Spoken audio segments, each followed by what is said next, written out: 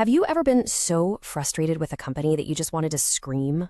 You follow all the instructions, you wait on hold forever, and you finally get your problem solved, but you're still left feeling just angry.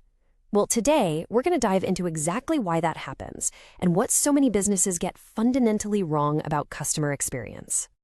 This quote from John Goodman, the author of our source material, just nails this feeling perfectly. He tells this great story about buying a brand new high-end stereo system. He was so excited, and then it broke. First, he fumbles with a super confusing manual, then he spends 20 minutes navigating an automated phone menu, and he just gives up. A few days later, he tries again. Same thing. Finally, a local technician has to ship the entire unit back to the factory. Weeks go by, and it finally comes back fixed. And that right there, that's the whole problem in a nutshell. It's what we can call the service illusion. See, from the company's point of view, the process worked. The stereo got fixed, right? So check the box, successful service call. But for John, it was a total nightmare of wasted time and frustration. The key takeaway here is this. Companies mistakenly believe that fixing a single problem, what they call customer service, is the same as providing a good customer experience, and they are not the same thing, not even close. Now, this illusion leads to one of the biggest and frankly most dangerous myths in all of business. This idea that if you're not hearing a lot of complaints, then your customers must be happy. It's a tempting thought, isn't it? I mean, a quiet customer service line? That seems like a sign of success. But what if that silence is actually hiding a much, much bigger problem? As it turns out, a lack of complaints often means the exact opposite of what you'd think. And this is where the iceberg principle comes in. It's the perfect way to visualize the problem.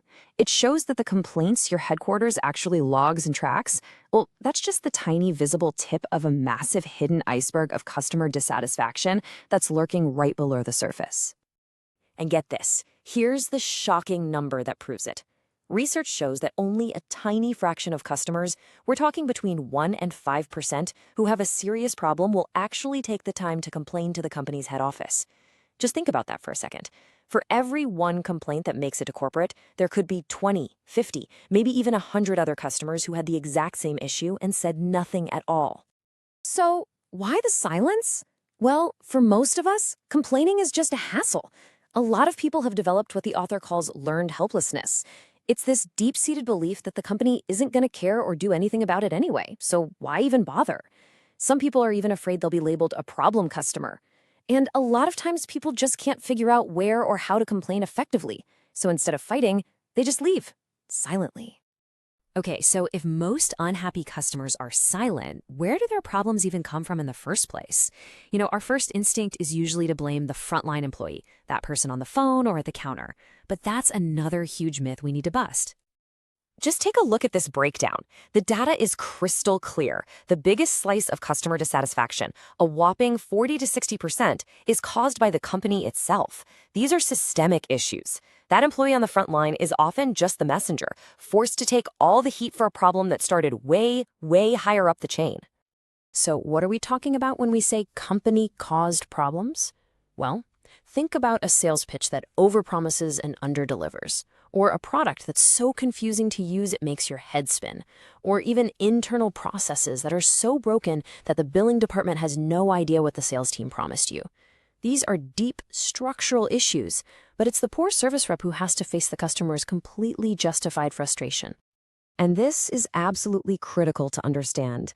A simple product defect is one thing, and, customers can often forgive that. But when a customer feels like they were intentionally misled by marketing or a salesperson, the damage to their trust is 2 to 4 times greater. Breaking that trust is so much more destructive than any technical glitch. So, how do you actually fix all of this? Well, the solution isn't just about training employees to be nicer.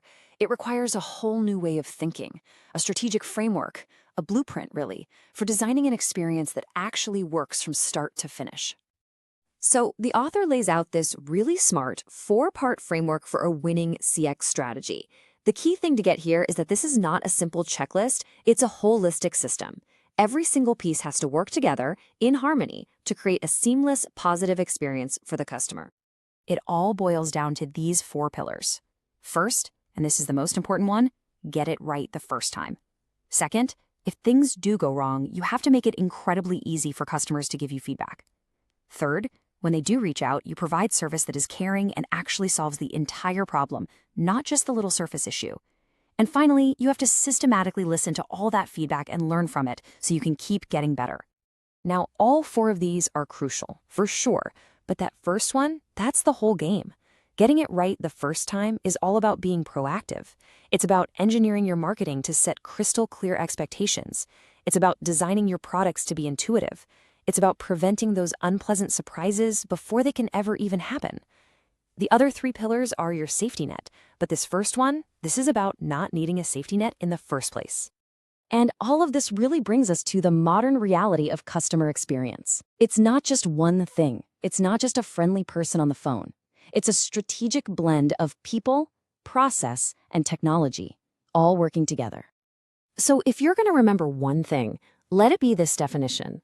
True customer experience is the strategic fusion of people, process, and technology. It's all about delivering on your promises and managing expectations across the entire customer journey, from the very first ad they see to a support call they might make years down the road. I mean, think about it. A great employee is basically powerless if their computer system is slow, if they don't have the right customer information, or if company policy has their hands tied. Great CX happens when smart processes and technology empower your people to deliver that fantastic human experience consistently and without friction. And so, I want to leave you with this question to think about. Given that most of your unhappy customers will never actually tell you what's wrong, what is that hidden frustration, that silent, unpleasant surprise that your customers are secretly experiencing right now? Finding the answer to that is the first real step to building an experience they'll actually love.